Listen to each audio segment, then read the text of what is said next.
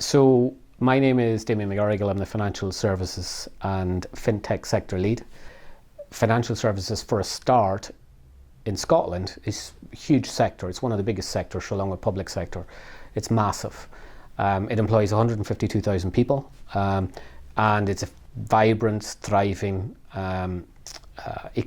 ecosystem, if you like, or sector. The local sector from a financial services point of view is very healthy. Got some big brands such as RBS, Lloyds Bank, HSBC, Santander, asset managers, BlackRock, Billy Gifford, life insurance companies, Scottish Widows, Standard Life, Aegon, Royal London. And we've got 100 fintechs now in central Scotland. So there's a thriving sector. So my day job is to build a proposition where I can go out and engage them to suit their needs, which might be around the supply of students or projects they're interested in, or research they're interested in. They are typically very, very good organisations to work for. If you use your initiative and your ambition, you are ambitious, then you can travel around the organisation and you can work in digital, you can work in finance, you can work in marketing, in proposition development, you can work in sales, you can work in account management. Pick an organisation, and if you want to work in let's say Edinburgh, and for example, let's say it's Standard Life. So find the HR director of Standard Life and send them a note on LinkedIn. Or go to their website and look to see if they're running internship programs. Or alternatively, get somebody's senior email, get a CV together and say they'd be really interested in working, and go and send an email to that person.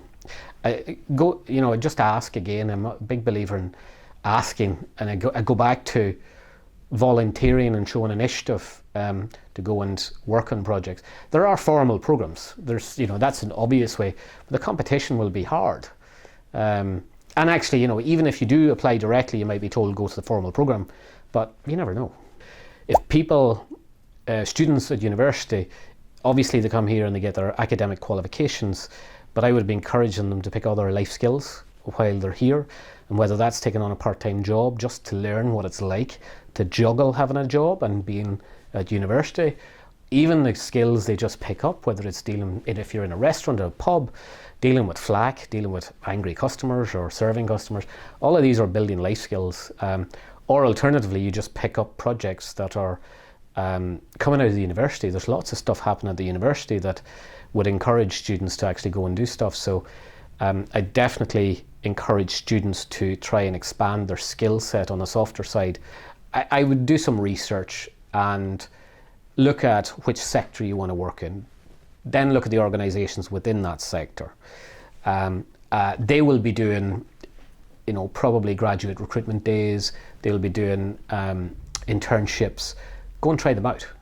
And that gives you a feel, even if you're in first year, starting to lay some track in terms of for second year, because I think it's typically second year that you get more opportunity to actually go on these things.